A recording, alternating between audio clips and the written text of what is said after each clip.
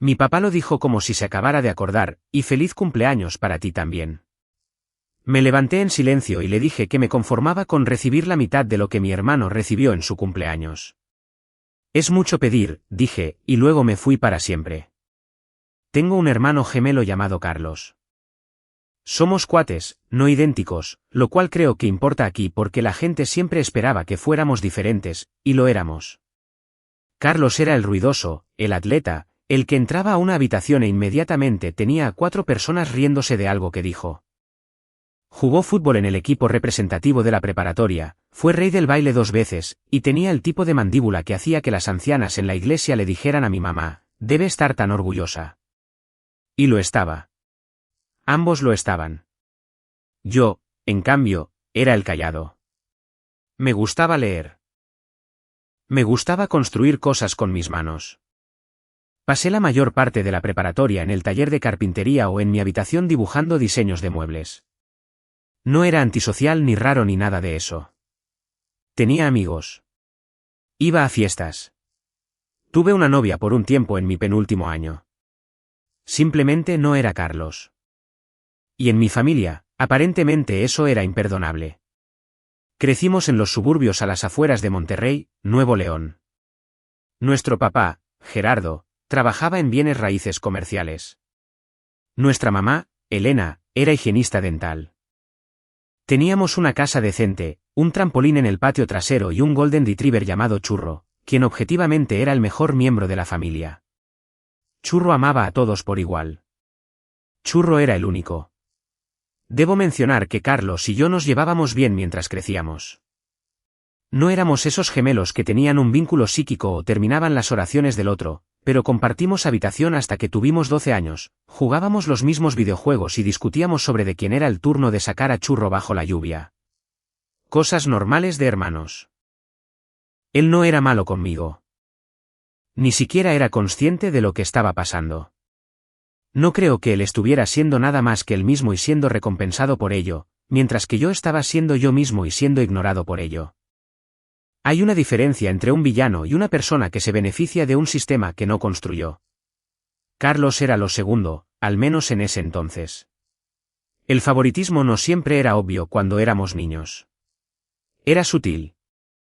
Era la forma en que mi papá grababa cada uno de los partidos de fútbol de Carlos, pero se olvidaba de ir a mi exposición de carpintería en la escuela.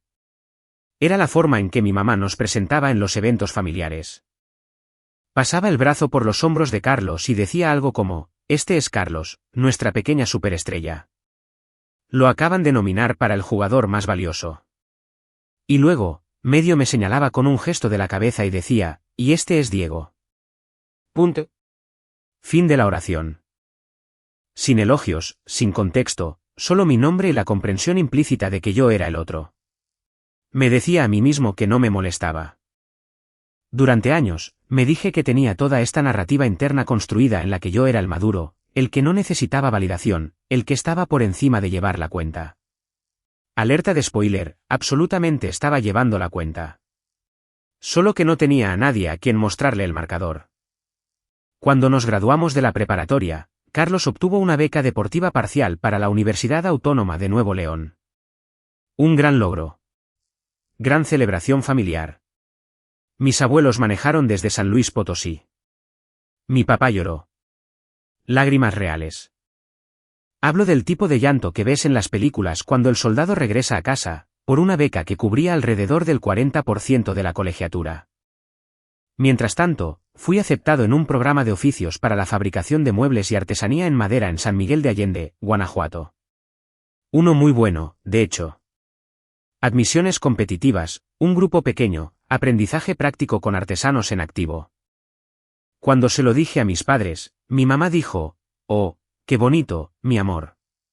Al menos vas a obtener un título universitario de verdad también. Mi papá me preguntó cuánto costaba y luego cambió de tema al próximo fin de semana de orientación de Carlos. Esa fue la plantilla para todo. Carlos hace algo, la familia celebra. Diego hace algo, la familia se encoge de hombros. Carlos se graduó de la universidad. Gran fiesta. Yo terminé mi programa y comencé a recibir comisiones para hacer muebles a medida. Y mi mamá me preguntó si había pensado en volver a estudiar algo más estable. Carlos se comprometió con su novia, Paola. Una cena de compromiso masiva en un buen restaurante del centro. Yo empecé a salir con una mujer llamada Lucía, a quien conocí en una feria de artesanías en San Miguel de Allende, y mis padres no la conocieron por casi un año porque simplemente nunca preguntaban sobre mi vida. Lucía lo notó antes de que yo siquiera estuviera dispuesto a hablar de ello. Ella venía a las cenas familiares conmigo y se quedaba allí viendo a mis padres orbitar alrededor de Carlos como si él fuera el sol. Veía a mi papá preguntarle a Carlos sobre su trabajo, su liga de fantasía de fútbol, sus planes para el fin de semana, su opinión sobre las selecciones del draft, y luego ni una sola vez voltear hacia mí con una sola pregunta. Después de un puente del Día de Muertos, Lucía me miró en el coche en el camino de regreso y me dijo: Diego, tu familia siquiera sabe que existes. Me reí para disimular, pero se sintió en mi pecho como un bloque de cemento. Para cuando llegó nuestro cumpleaños número 25, había construido una vida bastante sólida para mí. Tenía un negocio de muebles pequeño pero en crecimiento. Estaba haciendo mesas de comedor, libreros, bases de cama a medida, cosas por las que la gente estaba pagando dinero de verdad. Había aparecido en una revista local de diseño en San Miguel de Allende. Lucía y yo llevábamos 2 años juntos y acabábamos de mudarnos a una casa que rentábamos con opción a compra. Era feliz, silenciosa y obstinadamente feliz, como alguien que había aprendido a florecer en cualquier tierra donde lo dejaran caer, incluso si nadie lo regaba. Nuestros padres insistieron en organizar una cena de cumpleaños conjunta. 25 parecía un hito, dijeron que era un cuarto de siglo. Reservaron un salón privado en un restaurante de cortes de carne en Monterrey e invitaron a unas 30 personas. Familiares, amigos de la familia, amigos de la Universidad de Carlos, los padres de Paola. Se suponía que era para ambos. Eso es lo que decía la invitación: ven a celebrar el cumpleaños número 25 de Carlos y Diego. Ambos nombres, igualdad de protagonismo, al menos en papel. Lucía y yo manejamos desde San Miguel de Allende la noche anterior. Nos quedamos en un hotel porque la habitación de invitados de mis padres se había convertido en lo que mi mamá llamaba una habitación de los recuerdos, que era esencialmente un santuario a la carrera deportiva de Carlos. Trofeos, camisetas, recortes de periódicos enmarcados. No estoy exagerando. Había una caja de exhibición con su banda de Rey del Baile adentro. Lucía la vio y ni siquiera dijo nada. Solo me apretó la mano. La noche de la cena, llegamos justo a tiempo. El lugar se veía genial. Se lo reconozco. Globos, un gran cartel, un pastel con nuestros 2 nombres. Carlos ya estaba allí con Paola, estrechando manos, abrazando a la gente, siendo Carlos. Entré y abracé a mi mamá, saludé a mi papá y luego floté un poco por los bordes de la habitación por un rato, poniéndome al día con mi tía y un par de primos. La cena se sirvió alrededor de las 7 de la noche. Todos se sentaron. La comida estaba increíble. Y luego mi papá se levantó para hacer un brindis. Hizo tintinear su copa. El salón se quedó en silencio, y pensé: bien, aquí vamos. 25 años, los 2. Esto debería ser bueno. Lo que sucedió a continuación es algo que nunca olvidaré mientras viva. Y honestamente, mirando hacia atrás, me alegro de que haya pasado porque fue el momento que finalmente me abrió los ojos. Las primeras semanas después de la cena de cumpleaños fueron raras. No dramáticas, no explosivas, solo silenciosas. Dejé de llamar a mis padres. Dejé de enviar mensajes de texto primero. Dejé de ser el que mantenía vivo el hilo de comunicación. ¿Y quieren saber algo que sería gracioso si no fuera tan patético? Les tomó casi 3 semanas darse cuenta. 3 semanas. Pasaron 21 días antes de que mi mamá finalmente me enviara un mensaje de texto diciendo: hace tiempo que no sé de ti. ¿Todo bien? Ni una llamada telefónica, un mensaje de texto, y ni siquiera uno preocupado. Más bien el tipo de mensaje que envías cuando te das cuenta de que olvidaste regar una planta de interior y estás comprobando si sigue viva. Le respondí con un sí, solo ocupado con el trabajo. Ella me devolvió un emoji del pulgar hacia arriba. Esa fue toda la conversación. Mientras tanto, Lucía había estado insistiendo de manera suave pero persistente. Ella es el tipo de persona que no te dice qué hacer, sino que te hace preguntas que te hacen darte cuenta de lo que deberías haber estado haciendo todo el tiempo. Me preguntó si alguna vez había pensado en hablar con un profesional sobre los problemas familiares. Le dije que no necesitaba terapia. Ella dijo, todo el mundo necesita terapia. Tú simplemente la necesitas de manera específica. No se equivocaba. Empecé a ver a un terapeuta llamado Dr. Ramírez a principios de marzo. Un hombre mayor, con voz calmada, del tipo de rostro que te hace sentir que nada de lo que digas lo va a sorprender. En la primera sesión, le conté la historia del cumpleaños. Y él simplemente asintió lentamente y dijo, ¿por cuánto tiempo has estado fingiendo estar bien para otras personas? Lo miré fijamente durante unos 15 segundos y luego me reí, porque esa era la descripción más exacta de toda mi vida que alguien me había dado jamás. La terapia me abrió de formas que no esperaba.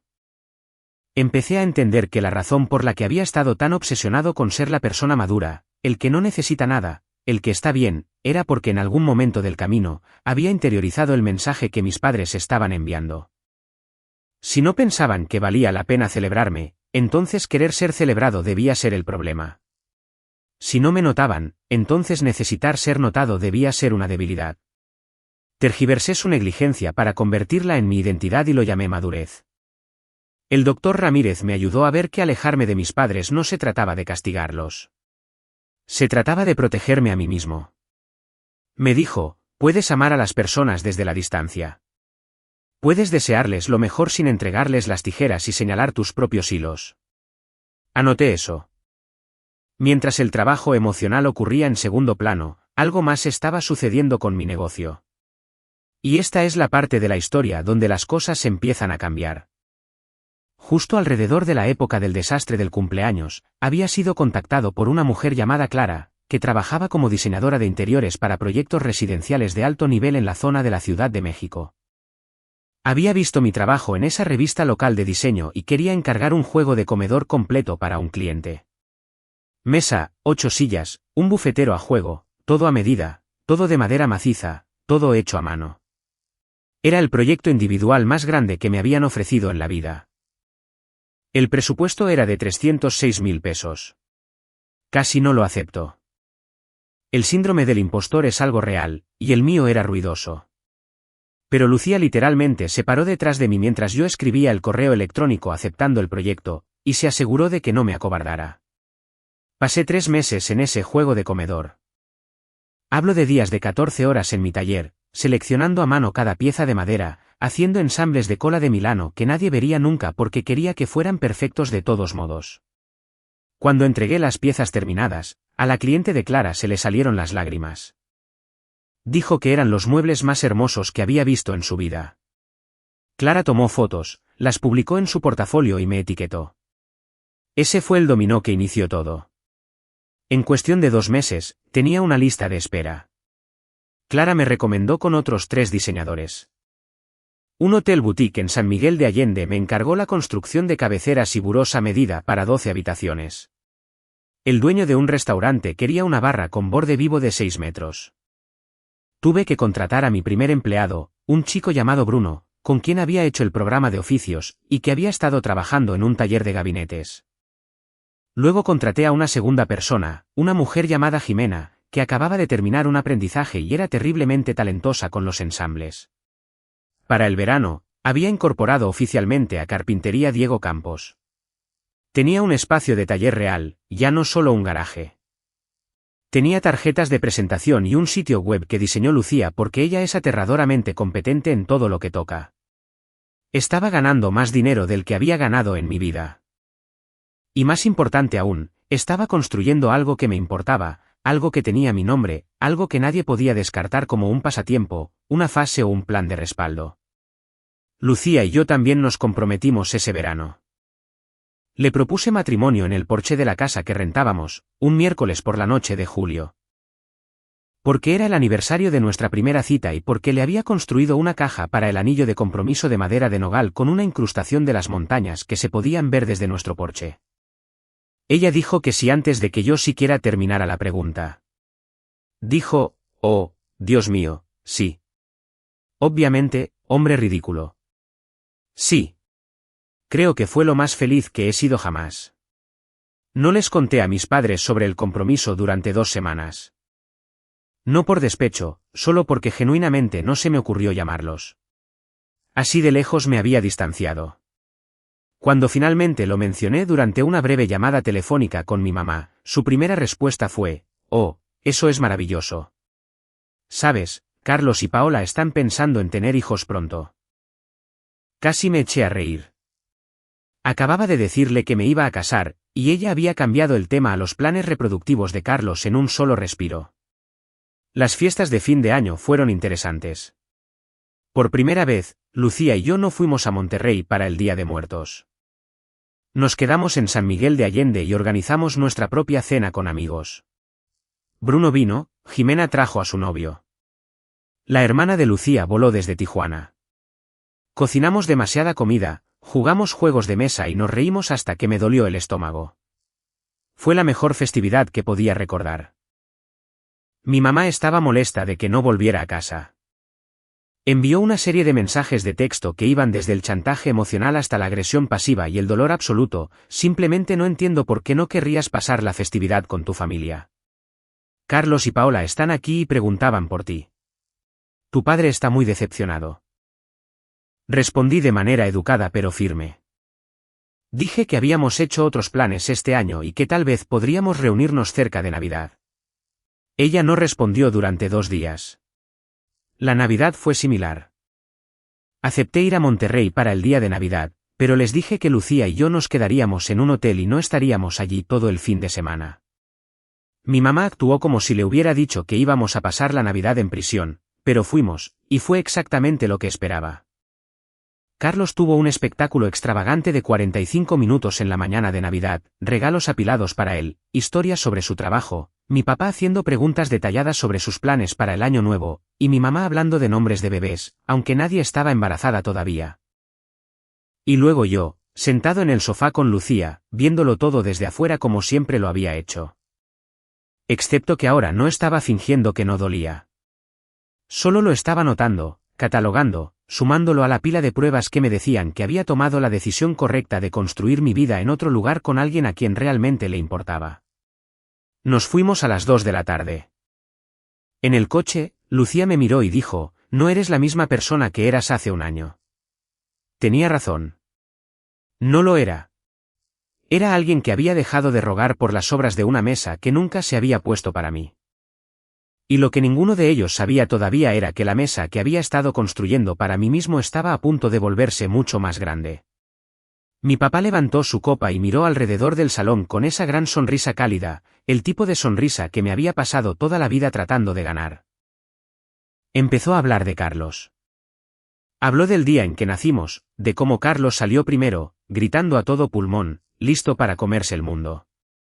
Habló de los primeros pasos de Carlos, sus primeras palabras, su primer gol. Contó la historia sobre Carlos a los 7 años, enfrentándose a un bravucón en el patio de recreo, y cómo ese fue el momento en que supo que su hijo iba a ser alguien especial. Habló sobre la carrera de fútbol de Carlos, su ética de trabajo, su personalidad, la forma en que ilumina cada habitación en la que entra. Habló de Paola, y de lo orgulloso que estaba de que Carlos hubiera encontrado a alguien tan maravillosa. Habló sobre el nuevo trabajo de Carlos en marketing deportivo, y de cómo simplemente sabía que Carlos iba a escalar directamente hasta la cima. Esto continuó durante casi 10 minutos. 10 minutos completos de mi padre de pie frente a 30 personas abriendo su corazón sobre mi hermano. La gente estaba llorando. Mi mamá se secaba los ojos con una servilleta. Paola tenía la mano en el corazón. Carlos estaba sentado allí con aspecto humilde y agradecido.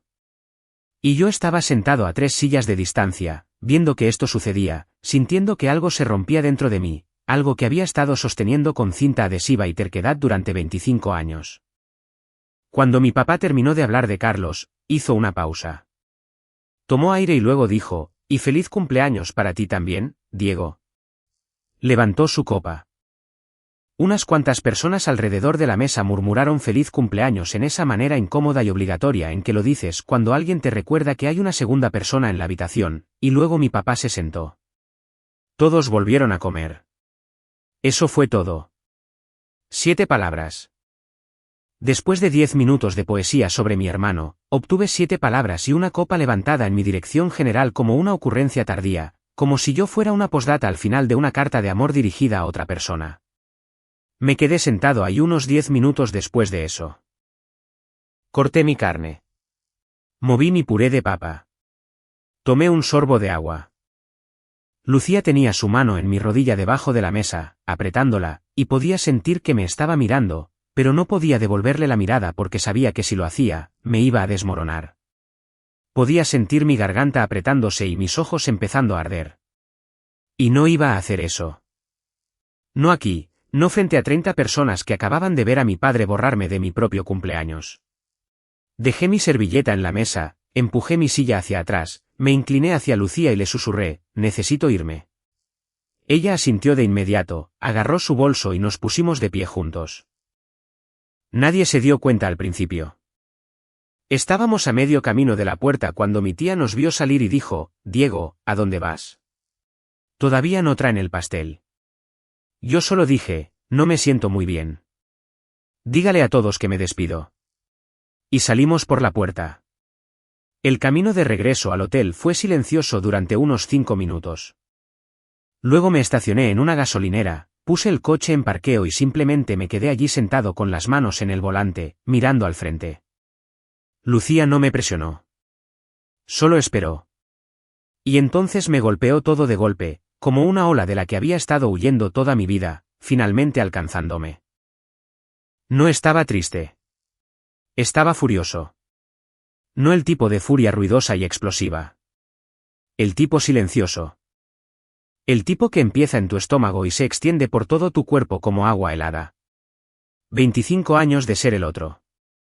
25 años de ser una nota al pie en mi propia familia.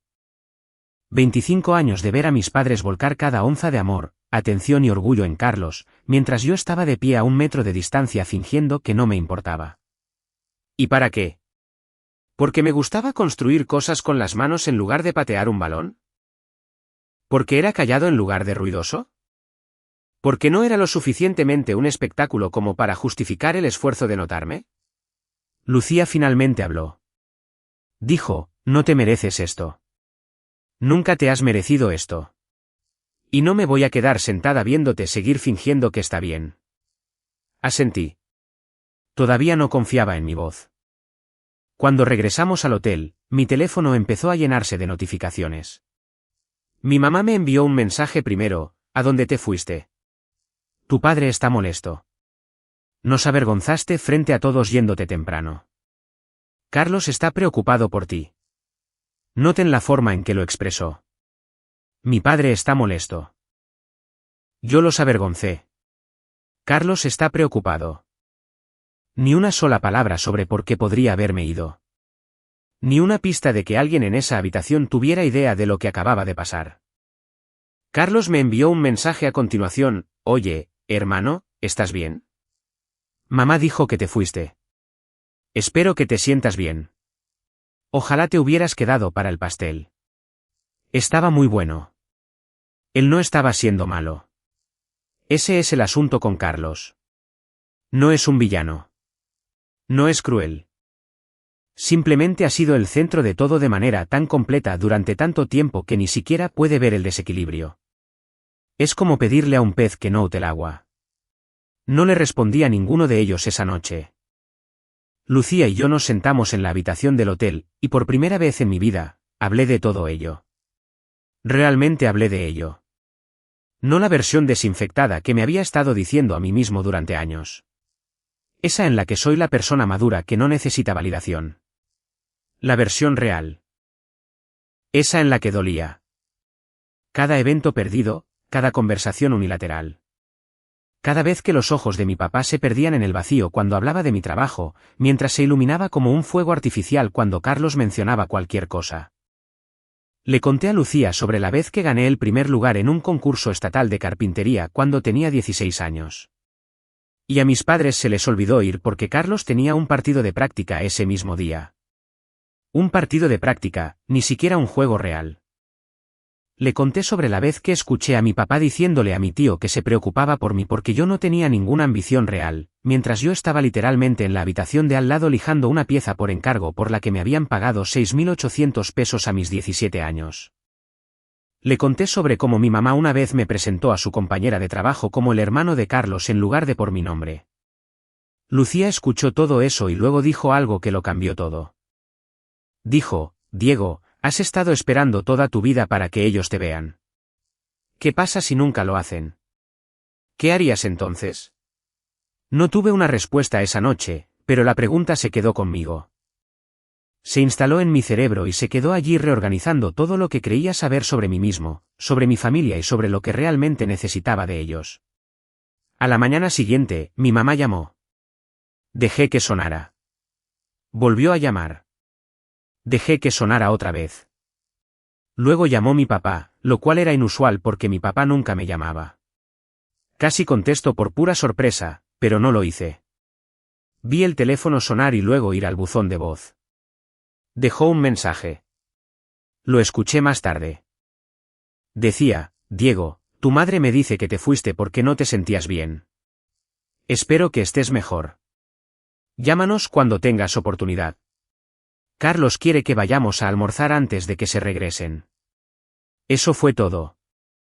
Ninguna conciencia, ninguna disculpa, ni siquiera una pregunta sobre lo que realmente sucedió. Lucía y yo entregamos la habitación del hotel y manejamos de regreso a San Miguel de Allende sin llamar a nadie.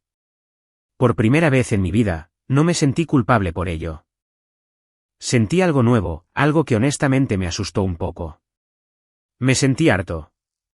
No harto de una manera dramática de quemar los puentes y arrasar con todo. Harto de una manera silenciosa. De la manera en que dejas de acercarte a las personas que nunca se acercan a ti. De la manera en que finalmente aceptas que el teléfono funciona en ambos sentidos y que tienen tu número, pero simplemente no lo usan. De la manera en que dejas de presentarte en los lugares donde eres invisible y comienzas a construir una vida con las personas que realmente te ven. Esa fue la noche en que todo cambió. Y lo que sucedió durante el año siguiente es algo que no creo que ninguno de ellos viera venir. Honestamente, yo tampoco lo hice. El asunto con el éxito es que tiene un sonido. No uno fuerte, ni el sonido de una trompeta ni un espectáculo de fuegos artificiales. Es más como un zumbido. Un zumbido constante y creciente que comienza tan bajo que apenas lo notas. Y luego un día te das cuenta de que la gente está volteando la cabeza porque ellos también pueden escucharlo. Para la primavera posterior a nuestro cumpleaños número 25, Carpintería Diego Campos estaba zumbando. Clara, la diseñadora de interiores que me había dado mi primer gran encargo, me había conectado con una red de diseñadores y arquitectos por todo el Bajío. Recibía llamadas de personas que nunca había conocido, preguntando si tenía disponibilidad, pidiendo cotizaciones para proyectos que me habrían hecho dar vueltas la cabeza 2 años antes.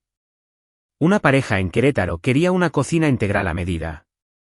Una cadena de tiendas boutique quería muebles de exhibición hechos a mano para 3 sucursales. Un tipo en Guadalajara, un productor musical con más dinero que sentido común, quería que le construyera un escritorio de estudio de grabación con madera recuperada de un granero y con gestión de cables integrada. Ese proyecto por sí solo era de 396.000 pesos. Había ampliado el equipo a 5 personas. Bruno y Jimena eran mi mano derecha e izquierda. Había contratado a 2 artesanos más, un especialista en acabados llamado Arturo y una joven aprendiz llamada Rocío, que me recordaba a mí mismo a los 18 años, callada, enfocada y con mucho más talento del que ella se daba cuenta.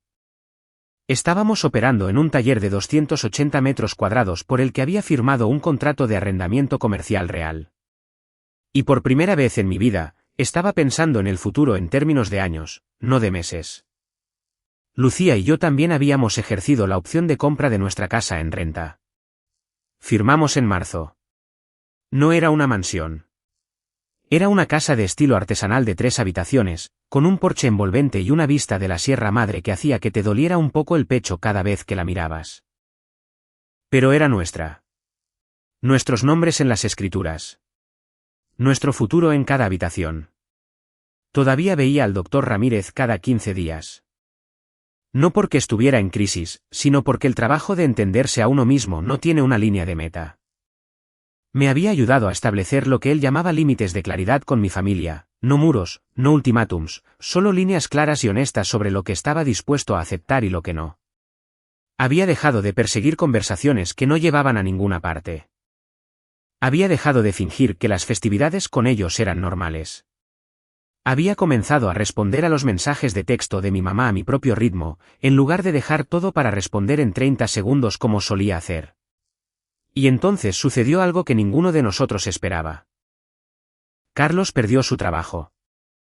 La firma de marketing deportivo en la que había estado trabajando pasó por una ronda de recortes de personal en abril. Y Carlos, a pesar de ser el hijo dorado de cada lugar al que había entrado, aparentemente no era inmune a la reestructuración corporativa. Me llamó para contármelo, lo cual me sorprendió porque ya casi no hablábamos. Sonaba conmocionado, no devastado, pero con ese tipo particular de confusión que ocurre cuando el mundo no funciona de la manera en que siempre te han dicho que lo haría. Me dijo, simplemente no lo entiendo, hermano. Hice todo bien. Sentí pena por él.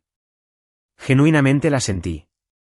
Perder un trabajo da miedo, y cualesquiera que fueran los sentimientos complicados que yo tuviera sobre el favoritismo de nuestros padres, no quería que mi hermano sufriera. Le dije que lo sentía, le pregunté si él y Paola estaban bien económicamente, y le dije que si necesitaba hablar, yo estaba aquí. Fue una buena conversación, la primera real que habíamos tenido en meses. Pero aquí es donde las cosas se pusieron interesantes. Mi papá me llamó 2 días después. Gerardo Campos, el hombre que me había dedicado 7 palabras en mi propia fiesta de cumpleaños, me llamó un jueves por la tarde. Casi no contesto, pero lo hice porque, honestamente, tenía curiosidad. Dijo, Diego, tu hermano está pasando por un momento difícil. Me preguntaba si tal vez tendrías algo de trabajo para él. Algo para mantenerlo ocupado mientras resuelve las cosas. Quiero que se detengan en eso por un segundo. Mi padre, que nunca me había preguntado sobre mi negocio de ninguna manera significativa, que nunca había visitado mi taller, que ni siquiera había mirado mi sitio web, ahora estaba llamando para preguntar si podía darle trabajo a su hijo favorito en mi empresa. La que él había pasado años menospreciando. Me quedé callado por mucho tiempo. Luego dije, papá, ¿qué hace mi empresa? Silencio. Luego dijo, ¿haces muebles, verdad? Mesas y cosas así. Mesas y cosas así. Había aparecido en la revista de diseño mexicano 2 meses antes. Me habían entrevistado para un podcast sobre artesanos modernos. Acababa de firmar un contrato por más de 1 millón de pesos para un proyecto de renovación de un hotel.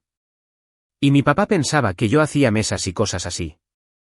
Le dije con mucha calma que mi taller no estaba realmente equipado para alguien sin experiencia en carpintería, y que Carlos probablemente estaría mejor concentrándose en encontrar algo en su campo. Mi papá se quedó callado y luego dijo, solo pensé que la familia ayuda a la familia. La ironía era tan espesa que podría haberla tallado con un cincel. Unas semanas después, mi mamá llamó con un enfoque diferente.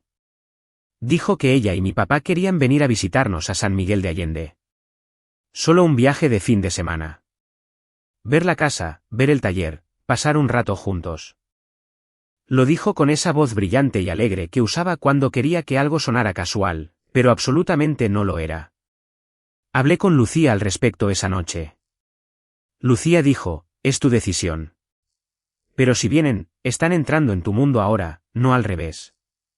Le dije a mi mamá que podían venir un sábado. Un día, almuerzo, un recorrido por el taller, tal vez una cena si las cosas salían bien. Ella aceptó, y pude escuchar el alivio en su voz, como si hubiera estado esperando que yo dijera que no. El sábado que nos visitaron fue a finales de mayo, casi exactamente un año después de la cena de cumpleaños.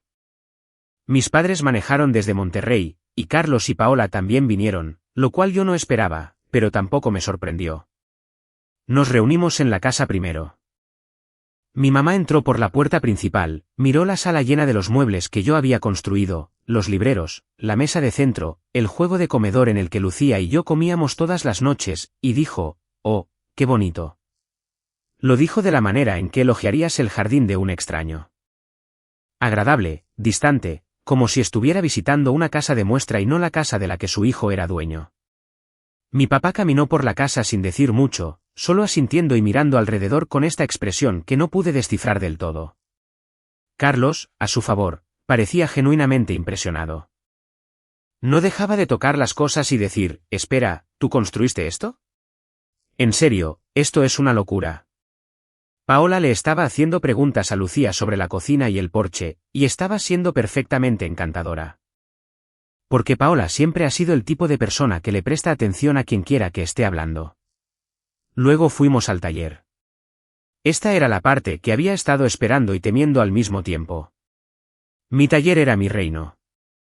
Era el lugar donde era más yo mismo, donde vivía todo lo que había construido y todo lo que estaba construyendo. Mostrarle mi taller a mi familia se sentía como abrir una puerta que había mantenido cerrada con llave por una razón. Bruno y Jimena estaban allí terminando un trabajo en el proyecto del escritorio para Guadalajara. Les presenté a mi familia, les mostré el almacenamiento de madera, la pared de herramientas, el cuarto de acabados, las piezas en proceso. Les mostré el muro de diseño donde fijaba bocetos y planos. Les mostré los artículos de revistas enmarcados y la pared de fotos de proyectos terminados. Mi papá se paró en medio del taller, miró a su alrededor y por primera vez en mi vida, vi algo en sus ojos de lo que había estado hambriento desde que era un niño. Se veía acorralado, aún no orgulloso, aún no listo para decirlo, pero acorralado, como si estuviera parado en medio de pruebas que no podía ignorar y no sabía qué hacer con ellas. No dijo nada profundo. Solo dijo, esta es una verdadera operación que tienes aquí. Eso fue todo. Pero la forma en que lo dijo, en voz baja casi para sí mismo, me dijo que algo había aterrizado. Algo finalmente, después de 25 años, había logrado penetrar. Y lo que sucedió a continuación en la cena de esa noche es cuando todo estalló por completo. Fuimos a un restaurante en el centro de San Miguel de Allende que a Lucía y a mí nos encantaba. Un lugar pequeño, buena comida, iluminación cálida, el tipo de lugar donde podías tener una conversación real sin tener que gritar por encima del ruido de fondo. Lo había elegido deliberadamente. Si esta cena iba a resultar de la manera que yo pensaba que podría resultar, quería que fuera en mi terreno, en mi ciudad, en mi mesa. Durante la primera hora, las cosas estuvieron bien en un nivel superficial. Mi mamá habló sobre su jardín. Paola habló sobre una clase de cocina que estaba tomando. Carlos estaba más callado de lo habitual, lo cual noté. No dejaba de mirarme con esta expresión que no lograba identificar, como si me estuviera viendo por primera vez, pero no estuviera seguro de qué hacer al respecto. El cambio ocurrió durante el postre. Mi mamá, bendito sea su predecible corazón, empezó a hablar sobre la búsqueda de trabajo de Carlos. Siguió hablando sobre lo injusto que fue el recorte, lo talentoso que es Carlos, como cualquier empresa sería afortunada de tenerlo. Procedimiento operativo estándar. Y luego me miró a mí y dijo, Diego, ¿estás seguro de que no hay algo que Carlos pueda hacer en tu tallercito, aunque sea a medio tiempo? Significaría mucho para tu padre y para mí. Mi tallercito. Ahí estaba de nuevo. La minimización casual, la suposición de que lo que fuera que yo había construido era lo suficientemente pequeño como para ser una fábrica de favores para la persona que realmente les importaba. Dejé mi tenedor en el plato. Lucía puso su mano en mi rodilla y yo dije con mucha calma, mamá, necesito preguntarte algo y necesito que realmente lo pienses antes de responder. ¿Sabes cuál fue el ingreso anual de mi empresa el año pasado? Ella parpadeó. Mi papá levantó la vista de su plato. Carlos y Paola se quedaron inmóviles. Fueron 6.460.000 pesos, continué. Tengo 5 empleados. Tengo contratos con diseñadores y hoteles en 4 estados. Salí en la revista de diseño mexicano. Acabo de firmar un trato para amueblar un hotel boutique en Valle de Bravo. Este no es un tallercito. Esta es mi carrera. Esta es la obra de mi vida. Y el hecho de que no sepan nada de eso me dice todo lo que necesito saber sobre cuánta atención me han prestado. La mesa se quedó en un silencio sepulcral. Mi mamá abrió la boca, la cerró, la volvió a abrir. Mi papá me estaba mirando como si acabara de hablar en un idioma que no sabía que yo podía hablar. Yo no había terminado. Quiero preguntarles algo más. ¿Se acuerdan de mi cena de cumpleaños número 25? Mi papá se movió en su silla. Te pusiste de pie frente a 30 personas y hablaste de Carlos durante 10 minutos. Su carrera de fútbol, su trabajo, su personalidad, su futuro. Y luego me miraste a mí y dijiste, y feliz cumpleaños para ti también, Diego. 7 palabras, las conté. Y luego te sentaste y todos volvieron a comer como si yo ni siquiera estuviera ahí. Mi mamá dijo, Diego, eso no fue lo que pasó. Pero lo dijo débilmente, como si estuviera tratando de convencerse más a sí misma que a mí. Eso es exactamente lo que pasó, dije. Y no era nuevo. Solo fue la primera vez que no pude seguir fingiendo que no me importaba. Papá. Nunca fuiste a una sola exposición de carpintería que tuve en la escuela. Te olvidaste de mi concurso estatal porque Carlos tenía un partido de práctica. Nunca habías visitado mi taller hasta el día de hoy. Nunca me has hecho una sola pregunta sobre mi negocio. Y mamá. Me has presentado como el hermano de Carlos a tus propias amigas. Has redirigido cada conversación que he intentado tener sobre mi vida de vuelta hacia él en menos de 30 segundos. ¿Entienden lo que eso le hace a una persona a lo largo de 25 años? Los ojos de mi mamá se estaban llenando de lágrimas. Mi papá estaba mirando la mesa. Carlos me estaba mirando con la boca ligeramente abierta. Fue Carlos quien habló primero, y lo que dijo me sorprendió genuinamente. Dijo, tiene razón. Todos lo miraron. Puso sus manos planas sobre la mesa y dijo, mamá, papá, tiene razón. Lo he visto. Siempre lo he visto. Simplemente no sabía qué hacer al respecto porque yo era el que se estaba beneficiando de ello. Cada cena, cada festividad, cada conversación. Siempre se trata de mí y yo dejaba que sucediera porque se sentía bien. Eso estuvo mal. Debí haber dicho algo hace mucho tiempo. Paola estiró la mano y la puso en el brazo de Carlos. Mi mamá ya estaba llorando. Mi papá todavía no había hablado. Miré a mi papá. Necesito escucharte a ti, dije, no a mamá, no a Carlos, a ti, porque tú eres el que se paró en esa cena y le dijo a un salón lleno de personas exactamente cuánto significó para ti, lo cual es aparentemente un equivalente a 7 palabras. Mi papá se quedó sentado allí por mucho tiempo, lo suficiente como para que yo empezara a preguntarme si iba a decir algo en absoluto. Y luego se aclaró la garganta y dijo, no sabía cómo estar orgulloso de algo que no entendía.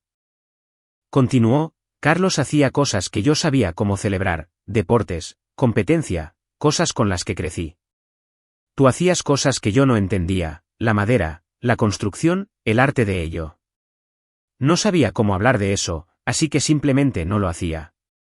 Y en algún punto, no hablar de ello se convirtió en no verlo, y no estoy orgulloso de eso. Te mereces un padre que se hubiera esforzado más. Me miró, y por primera vez en mi vida, vi un arrepentimiento genuino en los ojos de mi padre. No del tipo performativo, sino del tipo que se asienta en tu pecho y hace que sea difícil respirar. No voy a fingir que eso arregló todo. No lo hizo. 25 años de ser invisible no se resuelven en una cena en San Miguel de Allende, pero fue un comienzo. Fue la primera vez que alguien en mi familia había reconocido lo que pasó sin minimizarlo o desviarlo o hacer que se tratara de otra persona. Mi mamá también se disculpó entre lágrimas.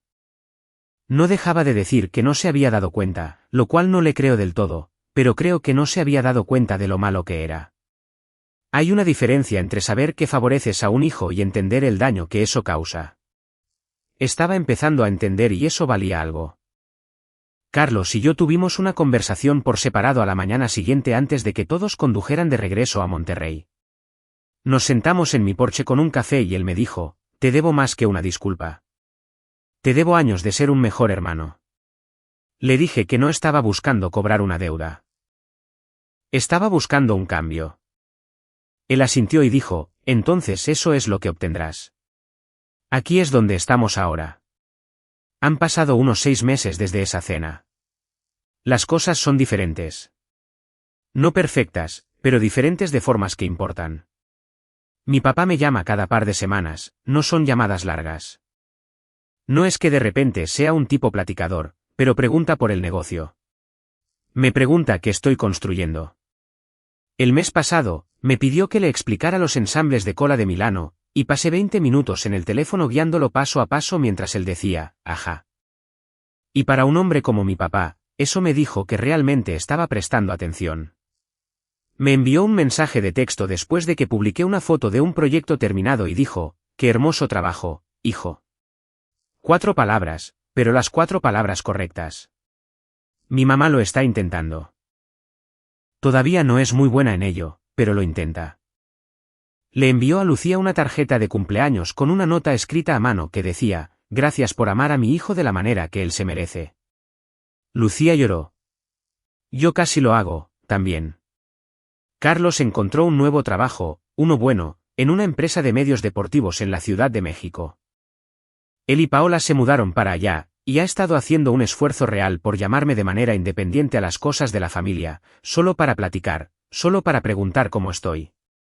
Vino a visitar el taller de nuevo por su cuenta hace un mes y pasó la mitad del día solo viéndonos trabajar. Cuando se fue, me dijo, estoy orgulloso de ti, hermano. Debí haber dicho eso hace años. En cuanto a mí, Carpintería Diego Campos acaba de firmar su primer contrato millonario. Un resort en la Sierra Madre Oriental quiere muebles a medida para todo su vestíbulo y restaurante. Lucía y yo nos vamos a casar en octubre en nuestro porche con las montañas a nuestras espaldas y con las personas que realmente estuvieron ahí para nosotros paradas en el jardín. No me voy a parar aquí a decirles que he perdonado todo. El perdón no es un interruptor de luz. Es más como lijar un trozo áspero de madera. Pasa sobre él una y otra vez y lentamente, con el tiempo, se vuelve más suave. Todavía hay días en los que algo desencadena un recuerdo y siento ese viejo y familiar dolor. El niño sentado a la mesa preguntándose por qué nadie lo ve. Pero esos días son cada vez menos. Y la vida que he construido, la que construí sin su ayuda, sin su aprobación, sin su atención, es la cosa más honesta que jamás he creado. Mi papá me regaló 7 palabras en mi cumpleaños. Pero yo me di todo lo demás. Un negocio con mi nombre. Una mujer que me ve incluso cuando estoy callado, un hogar con un porche y una vista y muebles que construí con mis propias 2 manos. Y si estás ahí afuera leyendo esto, si eres el otro gemelo, el otro hermano, el otro niño que fue pasado por alto, déjame decirte algo. Las personas que no te ven no son la autoridad sobre tu valor. Construye tu propia mesa. Pon tus propios lugares. Y cuando te sientes a comer, mira a tu alrededor a las personas que eligieron estar ahí. Soy Diego. Construyo cosas. Y la mejor cosa que he construido jamás fue una vida que finalmente es completamente mía.